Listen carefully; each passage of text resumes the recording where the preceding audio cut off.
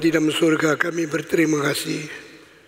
Sekali lagi Tuhan menghantar kami datang menghadapi hadirat Tuhan. Dan kami berdoa kiranya Tuhan tenangkan hati kami, siapkan jiwa kami untuk menerima firman Tuhan dan mendatangkan berkat di dalam hidup kami, sehingga kami makin mengerti dan makin dekat kepada takhta Tuhan. Berkati setiap orang yang mengikuti kebaktian ini, baik di dalam ruangan ini maupun mengikuti streaming di rumah masing-masing, baik di Indonesia maupun di seluruh muka bumi. Kiranya firman Tuhan disampaikan oleh semua hamba Tuhan boleh menjadi makanan rohani dan pedoman daripada hidup kami masing-masing. Berilah kekuatan untuk mengalahkan segala pencobaan dan segala godaan dari iblis, sehingga kami selalu meluruskan mata dan perjalanan kami di dalam rencana Tuhan. Dengar doa kami yang kami panjatkan dalam nama Yesus Kristus, penebus dan juru selamat kami yang hidup. Amin. Saudara-saudara, hari ini kita sekali lagi mendengarkan firman Tuhan dan kita akan membaca dari ayat-ayat Matius pasal 6. Kita membaca bersama-sama dari ayat 9. Karena itu berdoalah demikian. Bapa kami yang di surga, dikuduskanlah namamu, datanglah kerajaanmu, jadilah kehendak-Mu di bumi seperti di surga. Berikanlah kami pada hari ini makanan kami yang secukupnya, dan ampunilah kami akan kesalahan kami seperti kami juga mengampuni orang yang bersalah kepada kami. Dan janganlah membawa kami ke dalam pencobaan, tetapi lepaskanlah kami daripada yang jahat. Karena Engkaulah yang mempunyai kerajaan dan kuasa dan kemuliaan sampai selama-lamanya. Amin. Pada tahun-tahun yang lalu saya sudah menjelaskan kata-kata dari doa Bapa kami secara lengkap dan komprehensif di dalam kira-kira pakai waktu setengah tahun. Ini kali saya hanya meringkaskan dan hanya mengkutip, hanya mengkonsentrasi kepada beberapa butir yang besar. Kita telah berkhotbah mengenai di dalam doa kita bagaimana menyebut Tuhan dan bicara tentang 3 hal daripada Tuhan kita masing-masing. Saudara-saudara, Yesus berkata, berdoalah demikian. Bapa kami yang berada di dalam surga. Saudara ketahui kalimat ini tidak pernah muncul di dalam doa manusia sepanjang sejarah, baik di dalam agama lain atau di dalam masyarakat manusia yang beriman di seluruh dunia. Hanya menyatakan kalimat ini ditemukan di dalam kitab suci orang Kristen, khususnya di dalam pengajaran Yesus Kristus kepada murid-muridnya. Saudara-saudara, mengapakah disuruh kita menyebut Tuhan sebagai Bapa kami di surga? Karena ini merupakan sesuatu pengalaman dan sesuatu hak istimewa yang tidak diberikan kepada siapapun di dalam dunia ini kecuali janji yang berasal dari Tuhan sendiri. Tuhan adalah pencipta segala sesuatu. Dia adalah sumber segala yang berada. The source and the cause of everything exists. because His creation. Allah mencipta, baru ada segala sesuatu. Segala sesuatu berada karena Tuhan telah menciptanya sebagai sumber yang pertama, sebagai penyebab utama, maka Dia adalah Bapa segala sesuatu. Meskipun Dia adalah Bapa segala sesuatu, tapi tidak mungkin segala sesuatu berhak menyebut Dia sebagai Bapa. Dan Dia berada semayam di atas surga sehingga Dia menguasai, mengatur, memerintahkan, menopang dan memberkati segala sesuatu yang Dia ciptakan itu. Itu sebab Tuhan berkata kepada orang yang beriman kepada Dia, "Sebutlah aku Bapa di dalam surga." Di dalam semua agama, mereka memakai nama yang paling agung untuk menyebut Allah yang mereka sembah sujud. Tetapi di antara semua nama yang mereka sebut, tidak ada satu agama yang berani atau menyebut Bapa.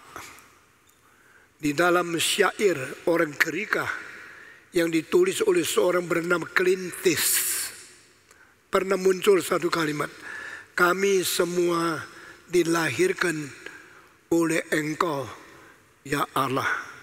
Tetapi yang dikatakan itu hanya berindikasi Allah melahirkan semua, tetapi juga tidak ada menyebut Engkau adalah Bapa kami semua.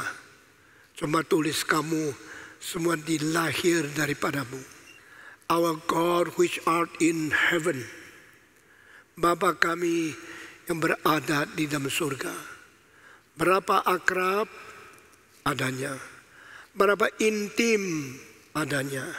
Berapa dekat hubungan pada waktu kita menyebut Bapa kami yang berada di dalam surga. Di tempat yang jauh, entah berapa jaraknya, bumi sama matahari sebenarnya sangat dekat. Tetapi jaraknya ada 150 juta kilometer yang dengan kecepatan 1 detik 300.000, maka cahaya matahari menembusi akan distansi itu sampai di bumi masih memerlukan kira-kira 8 menit 17 detik. Saudara-saudara sekalian, surga berapa besar? Di atas surga berapa jauh? Apakah jaraknya bumi dengan tempat Tuhan yang bersemayam di surga? Tidak ada orang bisa menghitung. Karena di dalam alam semesta yang kita miliki ini saja sudah mempunyai puluhan ribu tahun daripada kecepatan terang yang setiap detik 300.000 kilometer adanya. Sehingga sampai di mana tepi alam semesta, sampai di mana ujung daripada tempat tertinggi, kita tidak tahu. Alkitab hanya menyatakan Dia berada di tempat yang paling tinggi. Biar kemudian kembali kepada tempat yang paling tinggi, Bapa di surga. Dan biar berkat turun bagi setiap orang yang berkenan kepada Tuhan. Siapakah orang yang berkenan kepada Tuhan? Yaitu mereka yang disebut Tuhan, "Aku akan menjadikan engkau anakku, dan aku akan disebut Bapamu." Inilah janji di dalam kitab suci dari perjanjian lama sampai perjanjian baru. Sehingga pada waktu permulaan perjanjian baru adalah Tuhan Allah yang maha tinggi menurunkan anaknya yang tunggal, inkarnasi, mengunjungi bumi dan sendiri menjadi manusia. The incarnation of the second person of the triune God is God became flesh. He come into the limit of flesh and blood, the incarnation of Jesus Christ. Lalu di dalam dunia ini Tuhan berkata 2 kali, menembusi angkasa yang tidak terbatas, berkata kepada manusia, menurut kitab suci, langit buka dan terdengar suara dari atas, inilah anakku yang ku kasihi, dengarlah olehmu kepadanya. Pertama kali pada waktu Yesus dibaptiskan oleh Yohanes Pembaptis. Kedua kali saat Yesus Kristus menyatakan transfigurasi di atas mungkin Bukit Hermon, di mana Musa dan Elias muncul di samping kanan dan kirinya. Tuhan berkata, not this, not that, but the middle one, this is my son, my beloved son. Listen to him, ye my people. Saudara-saudara, Yesus adalah anak dan kita juga adalah anak. Bedanya apa? Yesus adalah anak tunggal dan kita adalah menjadi anak-anak bersama dengan kakak yang paling sulung, yaitu anak tunggal Tuhan Allah. Saudara-saudara, di dalam kitab suci begitu jelas menyatakan kebapaan Allah di surga dan anak tunggal yang dikirim ke bumi.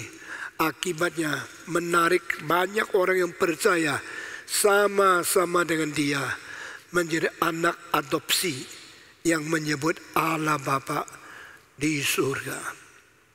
Manusia dicipta sesudah dunia roh selesai dicipta dan terjadi pemberontakan daripada salah satu penghulu malaikat yang menentang rencana Allah.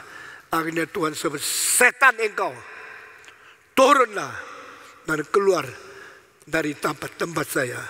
Lalu dia dicambuk, dia diturunkan dari takhta Tuhan menjadi iblis yang melawan Tuhan. Istilah setan berarti penantang.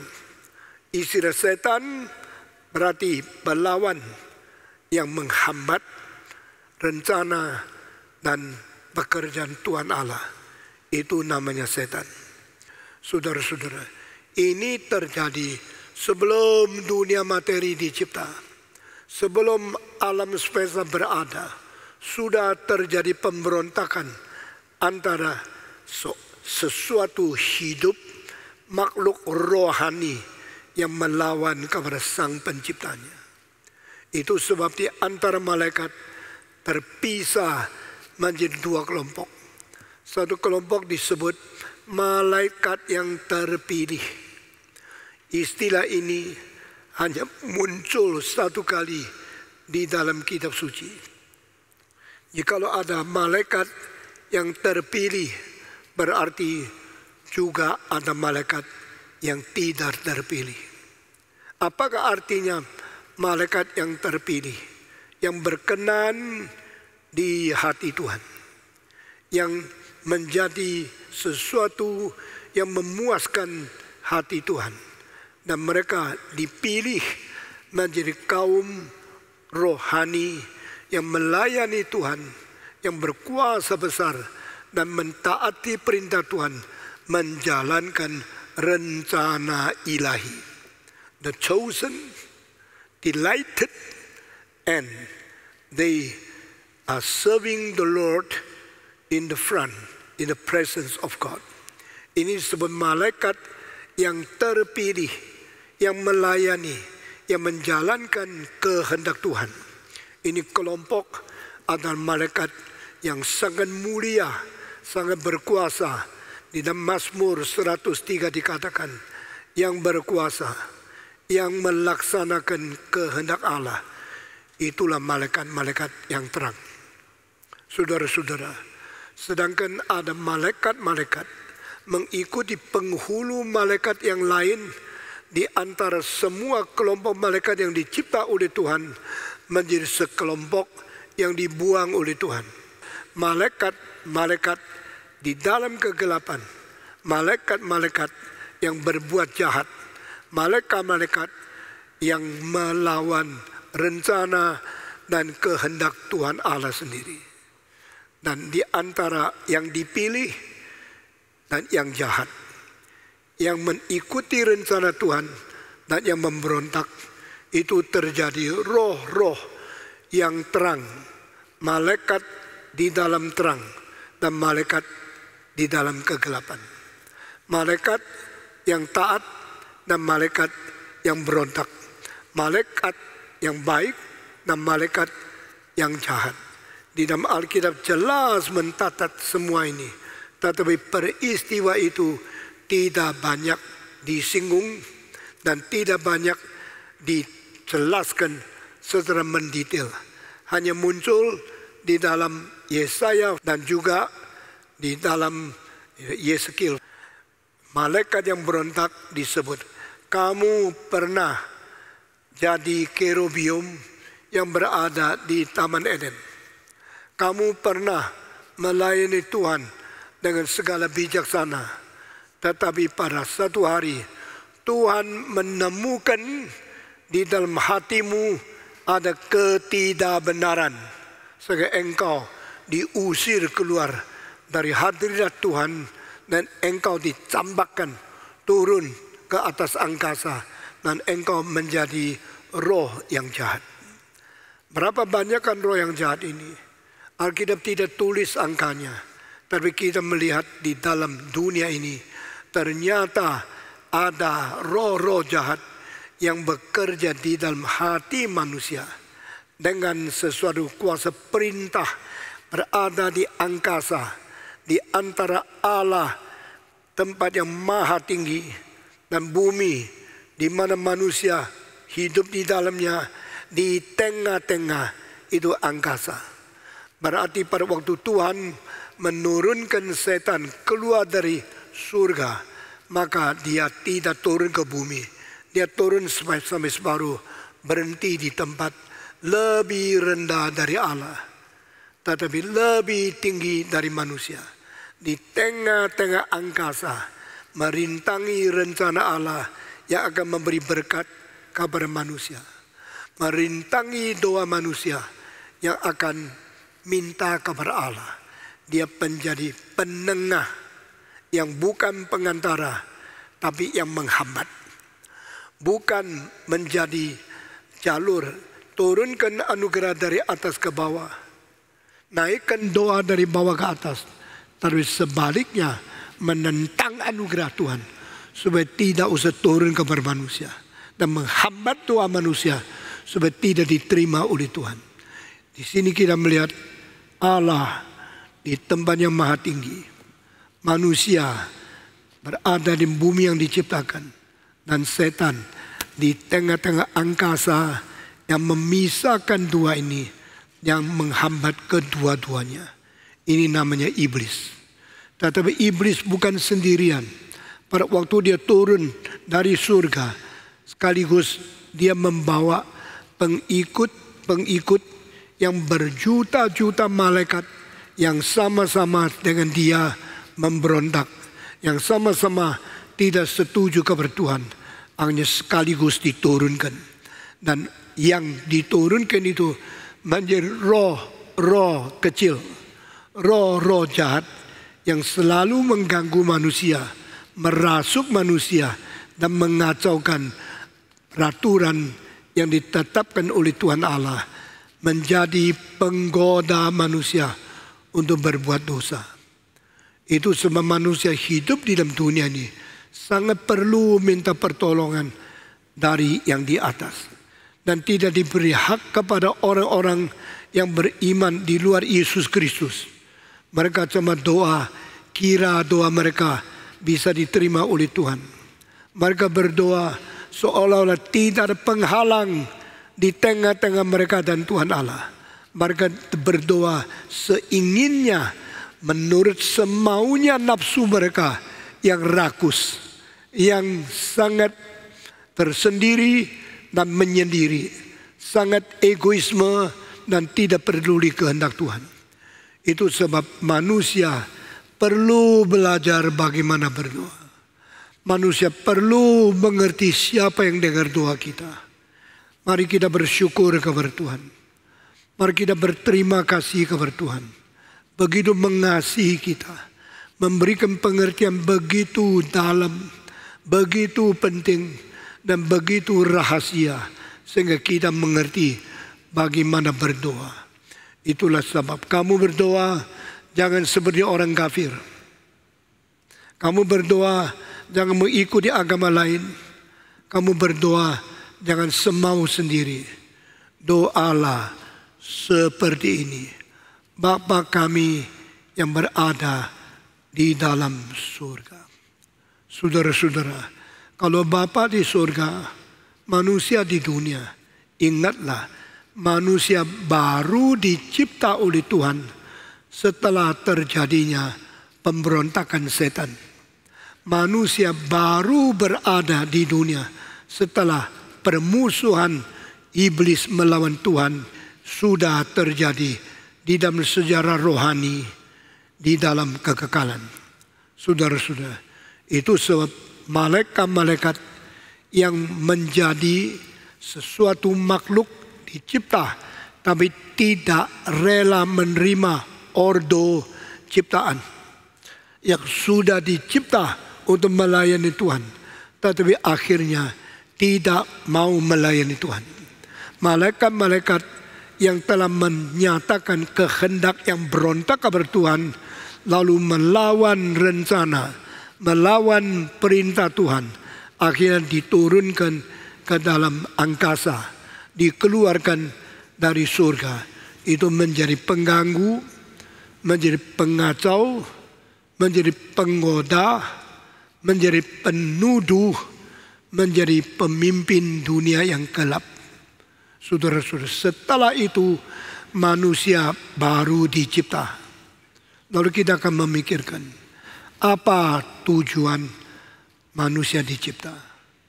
What is the final purpose God created man in this earth? Dunia dijadi tempat di mana manusia boleh berada, boleh membiak, boleh bekerja, boleh berpikir. Ini tujuan apa manusia dicipta oleh Tuhan. Saudara-saudara, waktu malaikat dicipta menjadi wakil Tuhan, menjadi saksi Tuhan, menjadi hamba yang melayani Tuhan. Sebagian mereka memberontak, meninggalkan posisi aslinya, dan telah menjadi sesuatu makhluk yang melawan kehendak Tuhan. Allah membuang mereka. Dan kedudukan mereka menjadi saksi Tuhan, memihak kebenaran Tuhan sudah tidak ada. Dengar baik-baik. Once they rebel God, the position of serving God as a servant of God, to obey the will and to accomplish the will and the planning of God is abolished. Tidak ada lagi. Itu sebab berapa banyak yang turun ikut penghulu malaikat yang jahat yang melawan Tuhan, tidak ada orang tahu. Alkitab pun tidak bicara tentang angka yang melawan Tuhan, malaikat berapa banyak. Tetapi saya pada waktu masih umur belasan tahun membaca Augustinus, saya kaget bahwa di dalam beribu-ribu teolog hanya satu orang yang berani membicarakan tentang malaikat yang jatuh, malaikat yang berontak, malaikat yang dibuang oleh Tuhan. Itu berapa banyak? Kalau Alkitab tidak tulis, saya mau tanya, Augustinus kenapa berani membicarakan? Hak apa seorang teolog membicarakan sesuatu yang tidak diwahyukan oleh Tuhan? Bukankah ini sembrono? Bukankah ini terlalu berani? Bukankah ini hak melintasi apa yang diwahyukan oleh Tuhan? Di dalam kitab Ulangan pasal 29 ayat 29, hal yang sembunyi milik Tuhan, hal yang dinyatakan milik kita dan keturunan kita. Ayat itu telah memberi indikasi jikalau Tuhan tidak menyatakan sesuatu kebenaran, maka tidak ada orang bisa mengerti rahasia Tuhan. Rahasia Tuhan itu hanya dimiliki oleh Tuhan, hanya diketahui oleh Tuhan. Tetapi yang Tuhan rela nyatakan, rela wahyukan, baru kita bisa mengerti. Di sini perbedaan antara pelajaran teologi daripada Augustinus dengan John Calvin. John Calvin tidak pernah mau mengutip kalimat daripada buku lain kecuali kitab suci. Di dalam bukunya Institute of Christian Religion, dia mengutip lebih dari 6.000 tempat ayat untuk menjelaskan, untuk mendukung doktrin yang dia ajarkan. Saya kira di dalam sepanjang sejarah, orang yang paling teliti mempelajari kitab suci dan orang yang paling konsisten menggunakan ayat-ayat yang ada untuk menjadikan satu struktur, sesuatu kerangka dari doktrin yang diajarkan kepada gereja adalah John Calvin. Tidak ada orang lebih komprehensif mengerti kitab suci. Tidak ada orang lebih konsisten di dalam ayat-ayat yang dikutip. Semua dari kitab suci dipakai mendukung pengajarannya. Itu sebab kalau engkau cari buku filsafat, di dalam halaman yang terakhir, engkau mencari indeks dari nama-nama yang dikutip. Yang dikutip pasti Augustinus lebih banyak dari Calvin. Pasti Martin Luther lebih banyak dari Calvin. Karena menurut sistem dan standar akademik dunia ini, yang kutip lebih banyak orang, lebih tinggi pengetahuan. Yang mengutip buku lebih banyak, mereka mempunyai akademik lebih tinggi. Tetapi rohani dan kitab suci berbeda. Di dalam kerohanian, di dalam pengetahuan rohani, dan di dalam akademik kekristenan, bukan mengutip filsafat siapa, pikiran siapa, tapi mengutip kitab suci. Dan di situ seolah-olah Calvin jauh lebih kalah daripada baik Augustinus maupun Martin Luther. Tetapi saudara-saudara, di sini kita lihat kemurnian pengajaran dari Calvin membawa kita kepada hanya satu sumber, hanya satu sebab, hanya satu akar, yaitu firman Tuhan yang diwahyukan. Karena segala hal yang rahasia milik Tuhan sampai selama-lamanya. Segala hal yang dinyatakan milik kita bersama-sama. Tetapi kalau saya singgung sedikit mengenai Augustinus di dalam hal menjelaskan tentang jumlah malaikat yang jatuh, ini pun saya kira dengan sepenuhnya seluruh hati yang penuh perasaan takut kepada Tuhan, saya tetap menghormati Augustinus. Karena yang dia kutip prinsipnya semua tetap berdasarkan kitab suci. Augustinus menemukan satu istilah, di atas langit ada sepertiga bintang yang diturunkan bersama dengan iblis itu. Jadi di situ dia mendapatkan sesuatu cita-cita pengertian di antara malaikat yang dicipta Tuhan yang berontak adalah sepertiga. Atau berarti malaikat yang tidak jatuh di dalam dosa. Malaikat yang taat perintah Tuhan masih ada 66,66666%, yaitu 2/3 yang taat. Tetapi satu di antara tiga atau sepertiga, 33,333333333% yang mengikuti setan memberontak kepada Tuhan. Meskipun demikian, tetap tidak ada angkanya. Karena kira-kira menurut kitab suci boleh diterima meskipun agak sulit, sepertiga pemberontak, 2/3 tetap taat kabar Tuhan. Namun ini sudah memberikan sesuatu jalur di mana kita bisa mengerti sedikit tentang persentasi daripada yang taat. Puji Tuhan, di atas langit yang taat tetap lebih banyak daripada yang berontak. Sehingga kita mengatakan, jadilah kehendak-Mu di bumi seperti di surga. Kalau kita melihat manusia yang taat kepada Tuhan, persentasinya ada 66%? Tidak ada. Yang menyebut, saya percaya ada Allah 96%. Yang menjadi orang Kristen tidak sampai 50%. Yang sungguh-sungguh taat dan menjalankan kehendak Tuhan mungkin dah sampai 10%.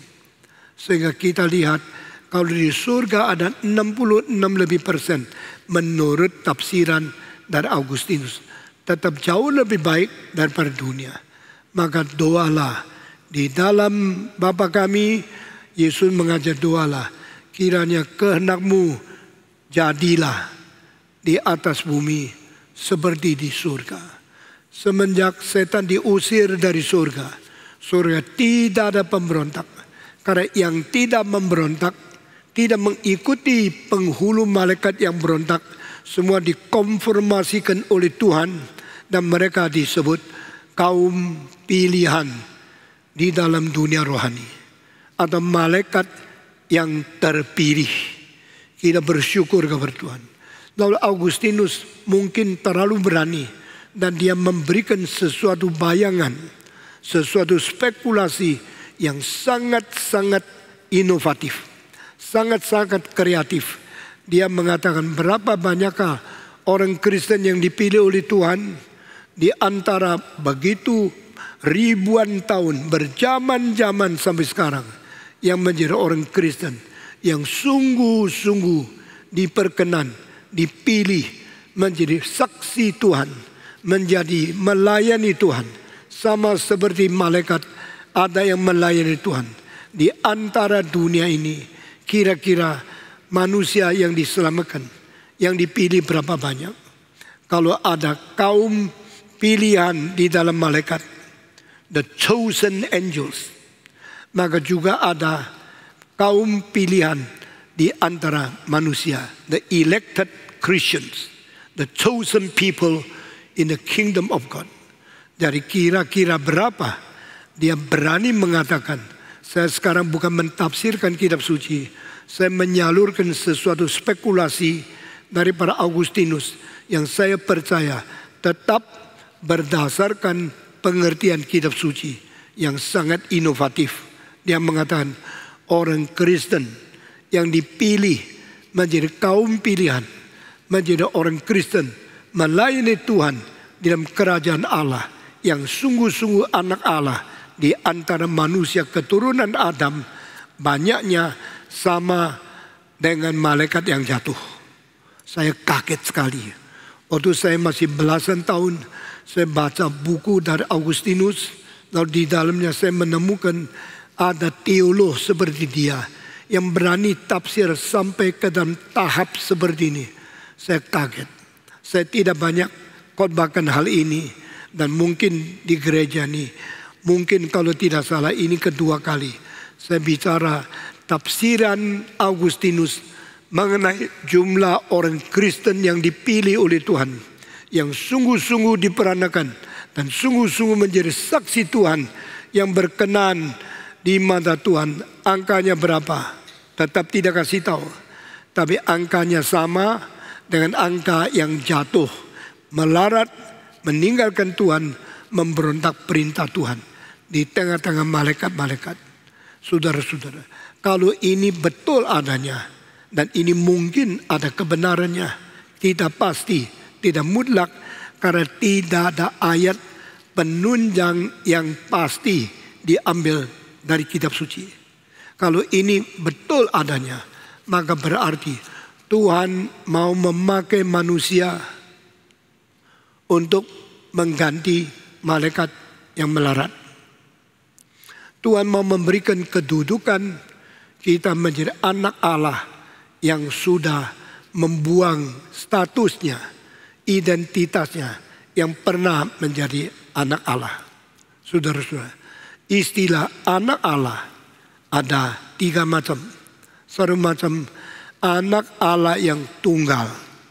Itu tidak ada yang lain kecuali Yesus Kristus yang inkarnasi menjadi manusia. Sebelum inkarnasi, dia sudah anak Allah yang tunggal. Menurut Origen, dia dilahirkan di dalam kekekalan sebagai status anak Allah yang kekal. Di dalam kekekalan sebelum adanya waktu, sebelum diciptanya tempat, before the space and time exist, after the creation of God, before time, before space, before anything created by God, before foundation of the world. In eternity, God begets Jesus Christ, the only begotten Son. Itu anak tunggal. Ini istilah anak versi pertama. Istilah anak-anak sekarang majemuk, bukan singular.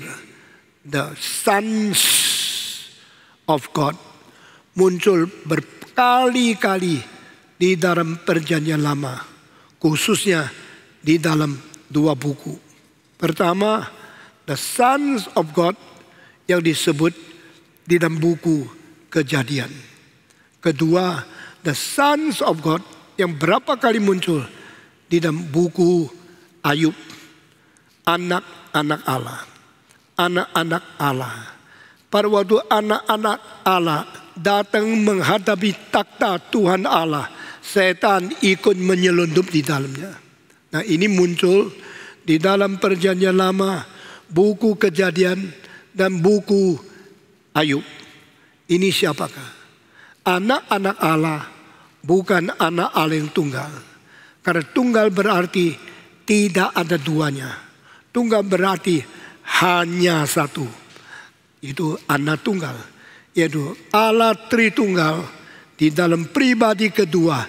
Ini disebut the only begotten Son of God, born in eternity. Generated from eternity. Jadi dari kekal sampai kekal, dia anak Allah yang tunggal. Lalu engkau bilang, kalau begini duluan Bapak, baru susul ada anak yang dilahirkan. Betulkah? Saya bilang tidak. Loh, kenapa tidak? Kalau ada orang mempunyai anak, pasti yang ayah berada lebih dahulu. Lalu pada waktu dia melahirkan satu anak, anak itu tunggal, baru dia menjadi ayah dan anak itu menjadi anak. Tetapi sebelum anak itu berada, ayahnya pasti sudah ada. Kenapa tidak betul? Tidak betul. Di dalam kasus Allah ini sama sekali salah. Apa sebab? Karena Allah melampaui waktu. Allah menciptakan waktu. Maka Allah transcends time. Sebelum ada waktu, Allah sudah ada. Allah yang berada di dalam kekekalan melahirkan anaknya yang kekal, anak tunggal Yesus Kristus. Sebelum inkarnasi ke dalam sejarah menjadi manusia, dia anak Allah. Kalau engkau bilang di dalam kekekalan ada bapak dulu, lalu melahirkan anak, baru ada anak, berarti you percaya di dalam kekekalan ada dulu, belakangnya waktu. Allah Bapa dulu, belakangan melahirkan anak, maka ada oknum kedua. Ini tidak benar. Karena Allah melampaui waktu. Dan di dalam kekekalan terjadi kelahiran yang kekal, berarti di dalam kekekalan Allah adalah Allah, anak adalah anak. Allah Bapa bukan Allah anak, Allah anak bukan Allah Bapa. Tetapi mereka berada dari kekal sampai kekal. Tidak ada satu dulu, satu belakangan. Ini sulit dimengerti. Tetapi kalau saya memberikan penjelasan di bawah ini, engkau langsung sadar memang sulit mengerti, tetapi ini harus diterima. Jikalau adanya Bapa dulu, lalu melahirkan anak, baru ada anak, itu baru ada, sebelumnya ada, itu namanya waktu. Allah tidak di dalam kurun waktu. Itu sebab kalau Allah Bapa dulu ada, saya mau tanya, dia Bapa? Iya. Waktu itu belum ada anak, dia bapaknya siapa? Engkau tak bisa jawab. Karena belum ada anak kok. Jadi dia bapaknya siapa? Nonsense. Ini tidak berarti. Waktu dia bapak berarti dia secara relatif sudah mempunyai anak. Dan kalau engkau bilang anak baru ada, berarti sebelumnya dia belum jadi anak. Dan saya mau tanya, kalau dia adalah anak, anaknya siapa? Anak ada karena relatif adanya bapak. Bapak adalah bapak karena relatif adanya anak. Sehingga di dalam kekekalan tidak bisa dikatakan Allah Bapa terlebih dulu ada, baru sesudah itu melahirkan, lalu datanglah keberadaan anak. Ini tidak bisa. Karena internal generation daripada origin seorang teolog abad kedua itu berarti Allah Bapa di dalam kekekalan adalah Bapa karena waktu itu sudah anak. Allah anak di dalam kekekalan waktu itu dia sudah mempunyai Bapa. Jadi Allah adalah bapaknya anak dan Allah adalah anaknya Bapa sebelum waktu diciptakan. Dan saudara-saudara, hari ini saya terpaksa harus menjelaskan sedikit intisari yang penting dari Allah Tritunggal itu. Nah saudara-saudara, itu sebab pada waktunya sudah cukup Tuhan kirim Yesus ke dunia. Sesudah dunia rohani dicipta selesai, sesudah pemberontakan malaikat terjadi, baru diciptakan dunia kelihatan ini. Jadi the present world, dunia yang berada sekarang, dunia yang kita miliki ini adalah dunia yang dicipta sesudah pemberontakan dunia rohani, di mana malaikat yang melawan Tuhan dibuang keluar dari surga dan dia berada di dalam angkasa menjadi pelarang, penghambat rencana dan kehendak serta anugerah Tuhan kepada manusia, menjadi penghambat perintang doa manusia kepada Tuhan Allah. Maka itu agama Kristen berlainan dengan semua agama. Agama Kristen memberitahu kita memerlukan pengantara di antara Allah yang dimusuhi oleh setan dan semua pesuruh di dalam dunia gelap yang tadinya malaikat itu sekarang telah menjadi sesuatu hambatan antara Allah dan manusia. Harus ada satu pemenang yang mengantarai Allah dan manusia, yang sanggup mengalahkan kuasa setan, sanggup menjadi victor, menjadi conqueror, menjadi yang menang atas kuasa gelap, menjadi pengantara di antara kita dan Tuhan Allah. Semua agama tidak mengerti ini. Semua agama berasal dari manusia. Mereka kira cara kita pikir kita susah perlu doa. Kita susah perlu sesuatu latihan atau satu meditasi bikin kita suci. Itu semua pikiran manusia berdosa. Mau cari jalan keluar daripada belenggu dan daripada hidup kontradiksi di dalam materi yang membungkus dan membatas rohaninya. Agama Kristen bukan demikian. Agama Kristen satu-satunya yang menerima wahyu yang komprehensif. Semua pernyataan dari Tuhan tentang rahasia-rahasia semua ini. Itulah sebab Alkitab berkata kepada kita, Tuhan turunkan anak yang tunggal itu. Dan di sini 3 hal. Pertama, dia inkarnasi menjadi manusia. Apa artinya? Dia turun dari surga, menembusi tempat setan, baru sampai manusia. Ini satu jalanan yang sulit, sesuatu journey, sesuatu perjalanan yang sangat tersendiri Dan dia melakukan itu. Setan tidak bisa melawan. Hadap bisa menjadi kaget, terkejut. Mengapa Allah begitu mencintai manusia? Kedua, dia terbatas di dalam dunia materi, bersalut dengan daging dan darah, menjadi manusia seperti engkau dan saya. Salah satu manusia di antara ribuan miliaran manusia yang pernah hidup di dunia yang dicipta oleh Tuhan, mulai dengan Adam dan Hawa, lalu melalui pembiakan menurunkan bibit itu menjadi bermulti miliar manusia di dunia. Di antara mereka Yesus hanya satu bayi yang seperti manusia biasa, tetapi dia tidak berdosa. Ketiga, dia menjadi manusia, dia harus akhirnya berperang dengan iblis dan mengalahkan setan, baru bisa menyelamatkan kita dari dosa, dari kematian, dari permusuhan dengan Tuhan Allah, menjadi orang Kristen. Saya kira hari ini di dalam kira-kira 40 menit lebih saya sudah memberikan kerangka yang besar sekali tentang rencana Allah yang disebut the cosmic drama, yang disebut the universal truth, yang disebut eternal planning of salvation. Saya kira saudara yang dengar kalimat-kalimat selama 45 menit ini sangat bahagia. Saudara-saudara, lalu sekarang saya masuk ke dalam tahap yang lain. Jadi manusia menjadi anak Allah karena mengikuti status Yesus anak yang tunggal.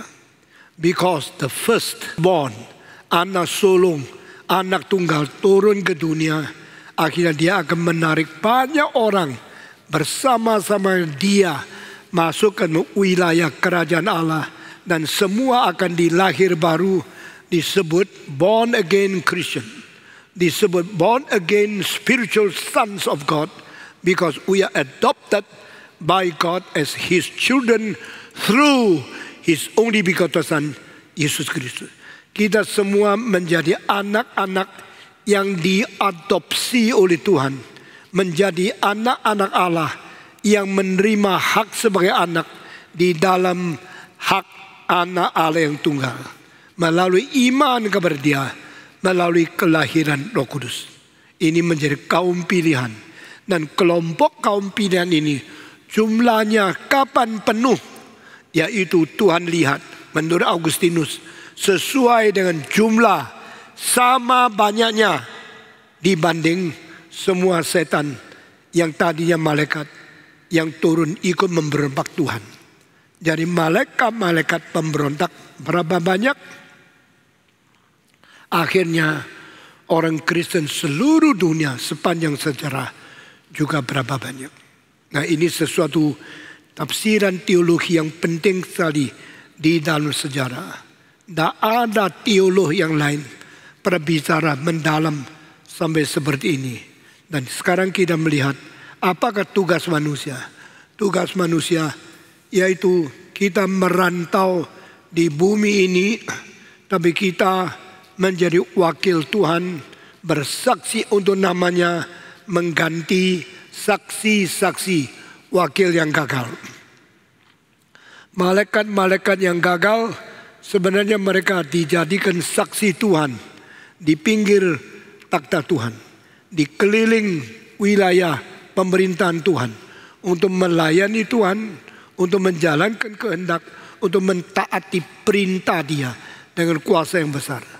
Tapi mereka akhirnya telah rusak mengikuti salah satu dari antara penghulu-penghulu malaikat yang disebut biasanya Lucifer, yang melawan Tuhan, ditarik turun, semua dibuang oleh Tuhan. Itu angkanya berapa puluh ratus miliar saya tidak tahu, tetapi itu sepertiga dari malaikat. Setelah kita menerima Tuhan melalui penginjilan, satu persatu kembali bertobat, menerima Tuhan, dan satu-satu minta diberikan hidup yang baru oleh Roh Kudus. Semua ini kalau sudah selesai, Yesus datang kembali.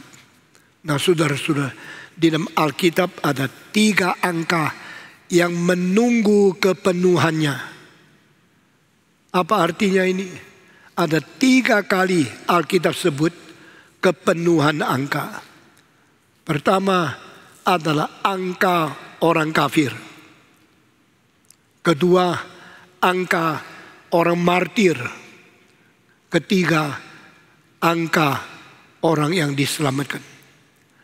Angka orang kafir, kapan kita tidak tahu. Angka martir, kapan kita juga tidak tahu. Angka orang Kristen yang penuh jumlahnya, kapan kita juga tidak ketahui. Tapi 3 angka kalau sudah penuh, Yesus datang ke dalam dunia. Itu berarti Tuhan masih menanti. Dengan sabar menanti orang kafir bertobat. Dengan sabar menanti orang hamba Tuhan yang mati syahid dibunuh oleh musuh.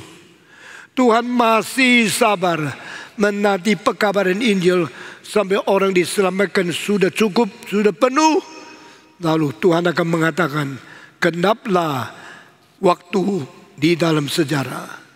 Saatnya sekarang sudah genap, Yesus turun kembali ke dalam dunia. Saudara-saudara, saya menyinggung 2 angka yang penting. Satu dari orang martir. Martir yaitu orang yang mati syahid karena memuliakan Tuhan, karena mengabarkan Injil, karena dianiaya demi nama Tuhan. Dan mereka satu persatu mati. Bukan Tuhan tidak menjaga, Tuhan menentukan ada sekelompok orang yang berani mati, yang harus mati syahid untuk memuliakan nama Tuhan. Dan mereka pada waktu belum angkanya penuh pernah berteriak, Tuhan, kapankah engkau membalas dendam bagi kami? Kapankah engkau menyatakan keadilanmu untuk memusnahkan musuh gereja, musuh Tuhan yang terus menganiaya orang Kristen? Mereka teriak, mereka berdoa, Tuhan, Tuhan, kapankah engkau menyatakan keadilanmu? Kapankah engkau menggenapi akan pengharapan kami? Kapankah engkau membalas dendam kepada musuh dari gereja? Tuhan berkata, diam dulu, tenang sedikit waktu lagi, sampai angka kaum martir itu sudah genap. Nah, ini adalah jawaban Tuhan. Berarti not now, not yet. Even though you already died for my name, died for the gospel, died for Jesus Christ, you have been the martyrs. Engkau sudah menjadi martir, engkau sudah mati syahid untuk Injil dan anakku Yesus Kristus. Tetapi saya mau tunggu sampai angka yang mati itu sudah genap sempurna.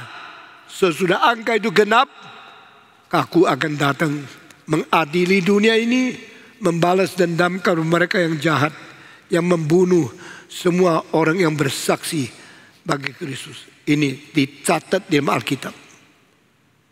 Kedua, kaum diselamatkan. Sekarang kita mengabari Injil. Gereja jangan malas mengabari Injil. Saya bersyukur gereja ini didirikan dari hari pertama. Semua yang saya doa di hadapan Tuhan dilaksanakan satu persatu. Dari menginjili, bikin kebaktian pekabaran Injil, kebaktian kebangunan rohani, menyeru orang bertobat satu persatu. Lalu kita akhirnya melatih pekabaran Injil. Lalu kita kirim orang bikin pekabaran Injil KKR regional sampai Kapin, sampai mengajarkan kebangunan rohani di kota seluruh Indonesia. Dan saya sendiri pergi ke Amerika, pergi ke Rusia, pergi ke Hong Kong, pergi ke Taiwan, pergi ke Eropa, pergi ke Afrika, pergi ke Amerika Selatan, pergi ke Australia, pergi ke New Zealand. 143 kali keliling dunia mengabari Injil. Semua adalah sesuai dengan rencana permulaan mendirikan gereja ini. Doa di hadapan Tuhan. God, I'm building a church, Reformed Evangelical Church, to hold on the theology of Reformed faith and to practice the evangelical spirit to burn and to preach the gospel to all over the world. Ini kita jalankan.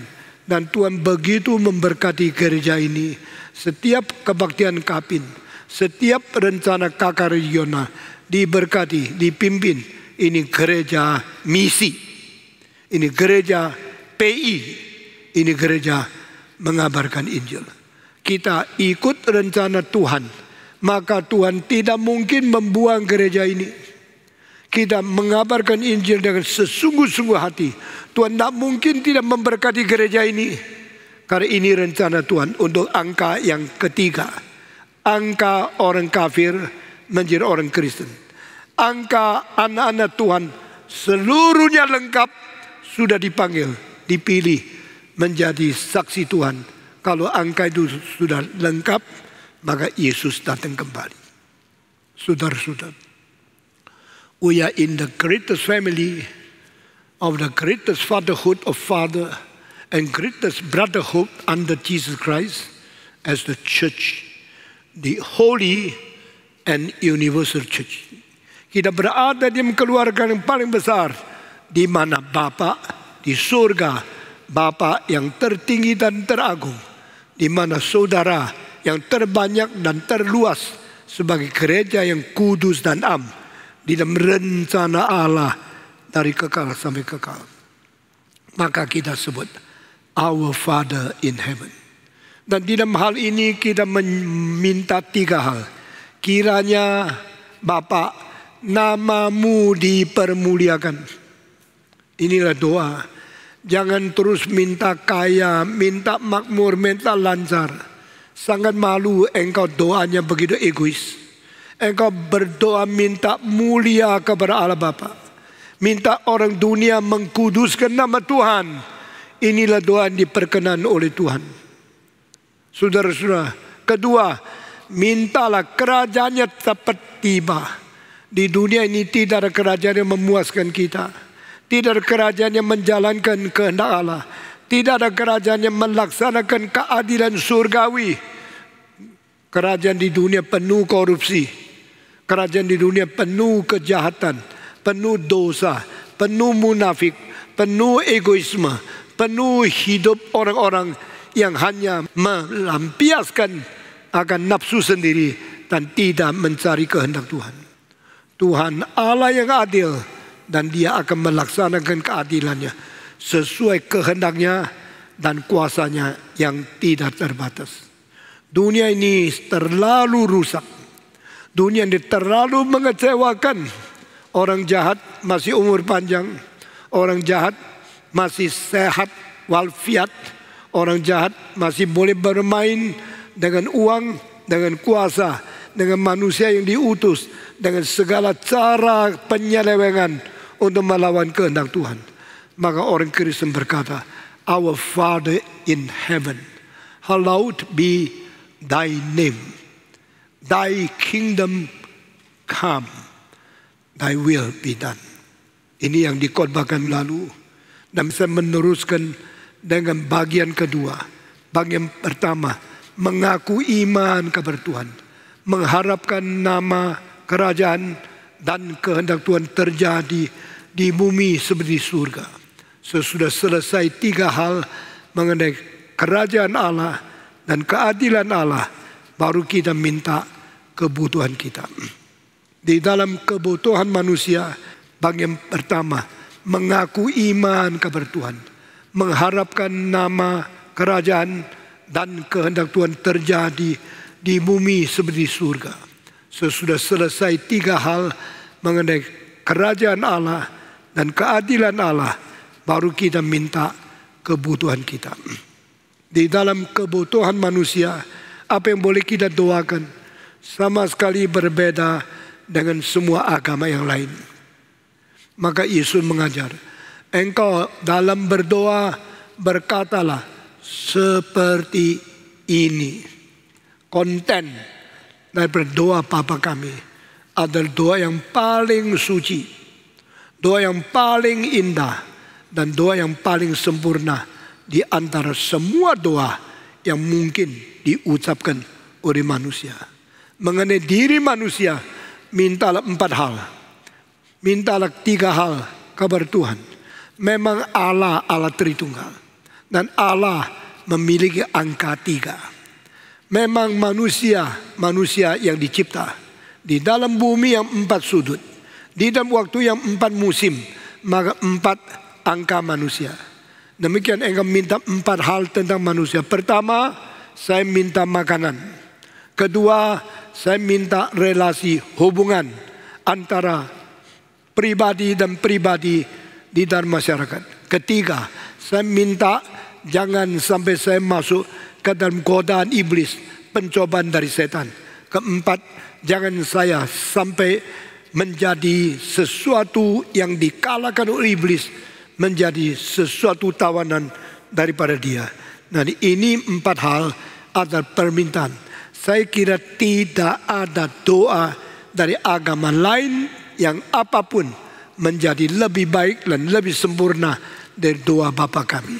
Sekarang saya bicara pertama, lalu saya selesai khotbah ini, berilah kepadaku makanan yang hari ini saya perlukan. Roti yang saya perlu makan hari ini berikan kepadaku. Cuma 1 kalimat. Ingat, di dalam semua doa Yesus Kristus yang pernah dicatat dalam seluruh kitab suci, hanya 1 kalimat untuk manusia, minta kepada Tuhan di dalam dunia materi. Tidak dikatakan mintalah uang sebanyak mungkin, mintalah harta selimpah mungkin, mintalah kekayaan tanah, rumah, atau segala kekayaan selimpah mungkin. Tidak, hanya 1 kalimat. Our daily bread, please give me today. Makanan yang saya perlukan, berilah kepadaku hari ini juga. Saudara-saudara, ini doa yang sederhana, tapi ini doa yang dikonfirmasikan oleh Tuhan Yesus sendiri. Berarti lebih dari itu sebenarnya tidak perlu. Saudara-saudara, kalau engkau mempunyai harta beribu-ribu juta, apa gunanya? Karena engkau tidak perlu begitu banyak. Banyak orang setelah mati baru tahu dia tinggalkan uang kebanyakan yang tidak pernah diperlukan pakai di dunia. Tetapi kenapa? Karena kurang iman, karena rakus, karena tamak, karena tidak pernah rasa puas, maka dia maunya sebanyak mungkin, baru tidak khawatir, baru rasanya hidup boleh tenang. Ini semua adalah sesuatu kekhawatiran yang tidak perlu ada, unnecessary existing. Tidak perlu ada begitu banyak pikiran, tidak perlu begitu banyak khawatiran, tidak perlu begitu banyak cara untuk merampas uang sebanyak mungkin dari orang lain menjadi milikmu, karena engkau seumur hidup yang kau perlu tidak terlalu banyak. Makin engkau kaya, berarti engkau menjadikan orang makin miskin. Thy kingdom come. Mari kita berdoa kiranya kerajaan Tuhan cepat datang di dunia. Manusia tidak mungkin menyelesaikan problema manusia di dunia. Pemerintah yang dibentuk oleh orang berdosa tidak bisa melepaskan orang berdosa dari kesulitan-kesulitan yang timbul karena dosa yang diperbuat oleh manusia. Maka Yesus mengajar kita berdoa, Thy kingdom come. Datanglah kerajaanmu. Dan mengenai Tuhan, dia berkata ketiga, Thy will be done. Kehendakmu terjadi. Tentang manusia dikatakan jangan minta terlalu banyak.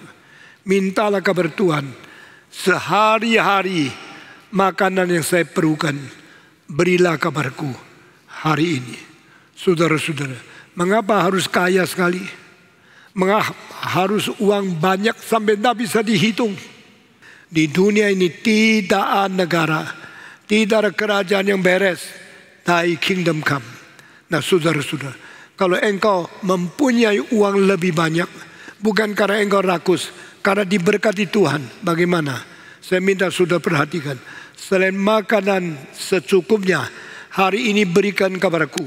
Kalau engkau masih mempunyai uang banyak, lakukan 3 hal. Pertama, tabung untuk mencegah hari kelaparan datang. Siapa mengetahui tahun 2020 menjadi begitu susah ekonomi? Siapa mengetahui orang yang kerja saban hari dapat sedikit uang untuk makan, sekarang sudah tidak ada uang. Saya lihat di pinggir jalan banyak tukang parkir, prit-prit lalu mengatur. Itu saban hari kalau ada 200 mobil yang parkir, jatahnya dia. Kalau satu dia dapat 3.000, dia cuma dapat berapa? Bisa dapat 600.000. Tetapi kalau dia cuma dapat 10 mobil, dia cuma dapat kira-kira 30.000. Lalu uang itu bawa ke rumah, kasih istri, beli makanan, makan sekeluarga, tidak cukup. Sekarang semua mobil tidak banyak datang, lalu lintas menjadi tidak ramai, dan banyak tukang parkir kehilangan income. Saudara-saudara, siapa tahu dulu begitu subur, begitu cukup, tahun 2020 menjadi begitu susah. Ada orang tidak bisa kerja lagi. Konser hall seluruh dunia banyak yang tutup. Yang main konser tidak dapat income. Kita konser hall sudah berapa bulan tidak ada konser. Lalu semua pemain musik kita masih mendukung keuangan mereka. Saudara-saudara, dan mereka sekarang ada yang menangis berkata, kalau tidak ada bantuan ini, saya entah mau makan dari apa. Siapa tahu mungkin terjadi seperti ini. Itu sebab kalau ada uang lebih harus belajar tabung. Orang Tionghoa adalah salah satu bangsa yang paling hebat di dalam 3 hal. Pertama, rajin. Bangsa yang mempunyai kerajinan melampaui Tiongkok, kira-kira hanya Jepang, Vietnam, Korea saja. Bangsa lain tidak lebih rajin daripada 4 bangsa ini. Orang Jepang rajin sekali, orang Korea rajin sekali, kerjanya tekun sekali, orang Vietnam kerjanya rajin sekali, orang Tionghoa rajin sekali. Kedua, orang Tionghoa tidak ada yang tidak tabung.